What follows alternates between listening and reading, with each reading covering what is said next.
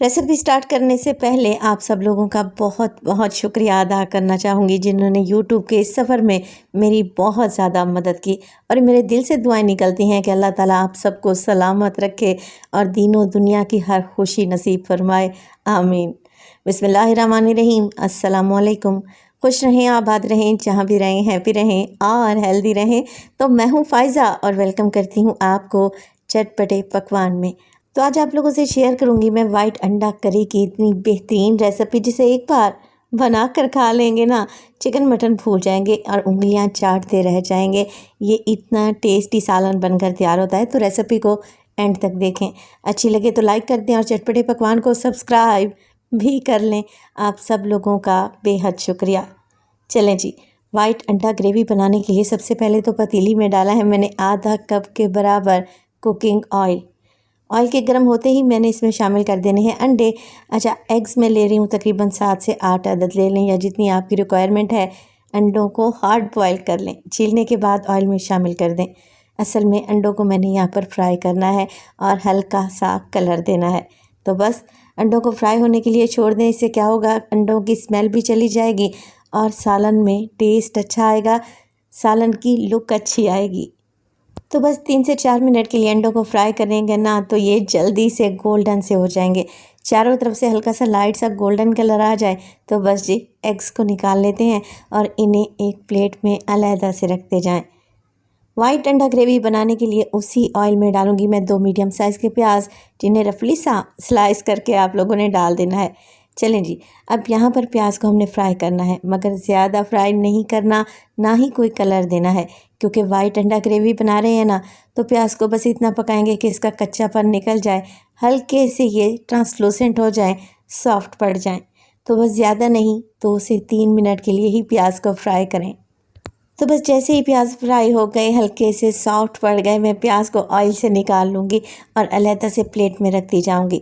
अच्छा, जो ऑयल बच गया है उसको पतीली में ही रहने दें।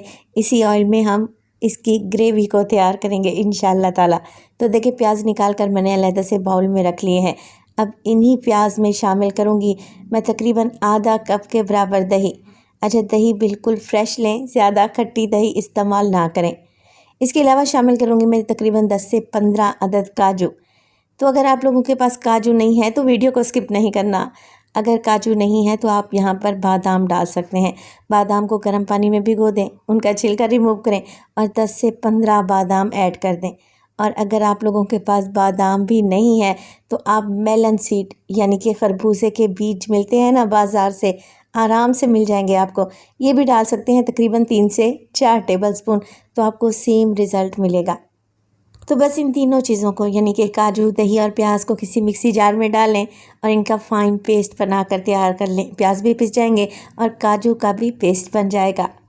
बचे हुए ऑयल में डालूंगी तकरीबन 3 से 4 अदद छोटी इलायची, जिन्हें खोल कर शामिल कर दें। इसके अलावा 1 से 2 छोटे टुकड़े डालेंगे दालचीनी के और तकरीबन 3 से 4 अदद लौंग भी ऐड करेंगे, जिससे ग्रेवी में अच्छी खुशबू आएगी, जायका बढ़ेगा इंशाअल्लाह ताला। तो जैसे ही ऑयल हल्का सा गर्म होगा ना, इसमें डाल दें पेस्ट जो कि अभी हमने बना कर रखा हुआ था, प्याज, काजू और दही का। उसी मिक्सी जार में हल्का सा पानी डालें और खंगाल कर डाल दें ताकि कोई भी चीज़ ज़ाया ना हो। चलें जी, तो दोबारा से फ्लेम को मैंने ऑन कर दिया है और अब इस वाइट ग्रेवी को हमने भूनना है और इसमें कुछ मसाले भी ऐड करने हैं। तो मसालों में ज़्यादा कुछ नहीं, सिर्फ डालूंगी मैं नमक 1 टीस्पून के करीब, आप अपने जायके के मुताबिक डालें। सफ़ेद मिर्च का पाउडर इस्तेमाल करूंगी 1 टीस्पून, ये नहीं है तो काली मिर्च का पाउडर भी डाल सकते हैं 1 टीस्पून। मिक्स कर लेते हैं अच्छे तरीके से और इसी स्टेज पर मैं इसमें शामिल करूंगी अदरक और लहसुन का पेस्ट 1 टीस्पून। अच्छा, अदरक लहसुन का पेस्ट आप ऑयल में भी पहले फ्राई कर सकते हैं या इस स्टेज पर भी डाल सकते हैं, कोई इशू नहीं है, क्योंकि इस वाइट ग्रेवी की हमने भुनाई करनी है। अच्छा जी, यहाँ पर मैंने डाल दी हैं तकरीबन 2 से 3 हरी मिर्चें, जिनका बीज निकाल लें और चॉप करके ऐड कर दें। आप लोग हरी मिर्च साबित भी डाल सकते हैं। मिक्स कर लेते हैं वाइट ग्रेवी में ये हरी मिर्चें और अब वाइट ग्रेवी की भुनाई करेंगे 4 से 5 मिनट के लिए। ऑयल ऊपर आ जाएगा और अदरक लहसुन का कच्चा पन भी चला जाएगा। और इसी स्टेज पर अगर तो रेसिपी आप लोगों को ज़रा सी भी अच्छी लग रही हो, रेसिपी को लाइक कर दिया करें और चटपटे पकवान को सब्सक्राइब भी कर लें। आप सब लोगों का बेहद शुक्रिया। जैसे ही ग्रेवी के ऊपर ऑयल आने लगे ना, बस इसमें डाल दें फ्राई किए हुए अंडे।